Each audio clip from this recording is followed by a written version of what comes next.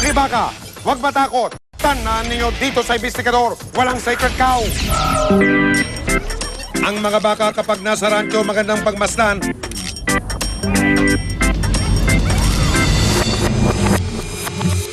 Pero kung pakalat-kalat sa loob ng isang subdivision, aba, konsumisyon na may tuturing. Ito ang sigaw ng mga residente ng Vista Verde South Executive Village, isang pribadong subdivision sa Bacoor, Cavite. Dami ko kasing tae lagi. Tsaka kahit nagdadrive kayo ng sasakyan, nakaharang sa mga daan. Lalo pag gabi, medyo delikado siya talaga. Wala raw papuntangan ang mga ito at parang sika ang kalsada kung umasta. Nalalagay din daw sa peligro pati mga bata at maging ang mga halamang dekorasyon sana. Ginagastosan pa ni Melissa ang pagpapaganda sa kanyang bahay sa pamagitan ng pagtatanim ng mga halaman. Pero kakaibang peste raw ang pabalik-balik na sumisira sa kanyang mga itinatanim. At dahil sa paulit-ulit na problema, paulit-ulit din ang kanyang gastos. Mga 15,000 siguro amang parang nauwi sa wala. Kami ay napagod na mag-replace ng mga halaman. Anak ng baka talaga! Kaya ang kanilang hinahing inilapit na ng investigador sa lokal na pamahalaan ng Bacoor, Cavite at sa tanggapan ng Department of Agriculture sa lungsod ng Bacoor. Agad nilang pinuntahan ng Vista Verde South Executive Village kasama ang investigador.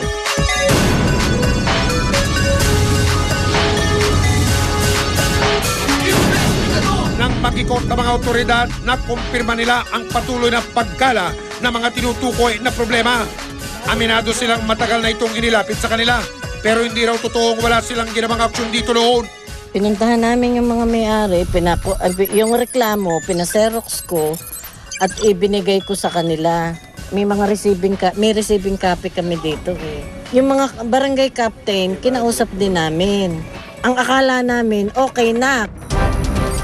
Noong nakaraang taon, pumirma raw sa isang kasunduan ng mga may-ari ng baka. Nangako raw ang mga ito na aalagaan nilang mabuti ang mga baka para hindi makapaminsala at ilalayo sa mga tao at kabahayan. Nakasaad din sa kasulatan na magbumulta ang mga may-ari ng 1,000 piso sa bawat bakang pakalat-kalat. Pero ngingas kugon lang daw ang pagsunod nila sa kasunduan. Sa ilang beses na paglabag nila sa batas, hindi man lang daw nakatikim ng tinatawag na impounding o pagkukulong ang mga hayop na gumagala. Ito kasi ang karampatang parusa na nakasaad sa ordinansa ng Bacoor. Ang problema namin, wala kaming kukulungan ng baka. Kasi kung ganyan kadami, talagang wala kaming kukulungan. Eh kung huhulihin namin yan, pananagutan namin yan pag yan ay namatay, pag nagkasakit. Naku po, kaya naman pala ang mga may-ari hindi na nagtanda. Ang iba pang residente ng subdivision, lagdabas na rin ang kanilang saloobin. Ako, sa personal ko lang naman, wala naman sa akin problema, karapatan din nilang mabuhay. Pero may karapatan din naman po kami. Sa karapatan po namin na di naman po kami nalilirin sa kanila. Huwag naman po sana kami perwisyoin. Ako nagganun. So kung mag-alaga sila ng baka, itali nila. Maging responsible sila sa dumi ng baka nila na hindi nagkakalat sa daan. Dadalhin natin doon sa, kumbaga sa upper level. Kasi kung kami wala rin naman kaming dahil wala naman kaming resources. Nangako naman ang mga opisyal na aaksyonan nila ang reklamo. Sa ngayon, kausapin ulit namin yung mga magsasaka na may-ari ng mga bakang yan at pakiusapan. At ngayon, kung sa loob ng ilang ganun pa rin ang ganun, siguro pwede na rin gumawa kami ng drastic action. Isa-isang pinuntahan ng mga otoridad at investigador ang mga may-ari ng baka na nakalagda sa kasunduan. Una naming pinuntahan ang impila ng barangay Mambogdos. Ayon kay barangay chairman Joey Agapito, sinusunod daw nila ang nilagdaan nilang kasunduan nung nakaraang taon. Sa akin, kung nakatali na yung sa akin, tatatlo na lang naman sa akin kasi binawasan ko na kasi nakakahiya kung sino yung nanunungkulan, ikaw pa yung narereklamo. Paano po yun? Binawasan niyo yung mga baka niyo? Oo, nagbinenta ko na nagbinenta. Ilan lang naman yung halos, mga 8 lang naman yun. Siyempre. Sumunod naming nakapanayam ang chairman ng barangay Mambog 1 na si Kapitan Alex Crisostomo. Anya, nakatali na ang lahat ng kanyang mga baka. Marami akong baka, pero nakatali sa totoo lang. Ayun, pumunta kayo, natatanaw niyo yun doon. Wala akong baka dun sa Vista Verde. Pero ang mga pahayag ng dalawang kapitan ng barangay taliwas sa sinasabi ng mga residente.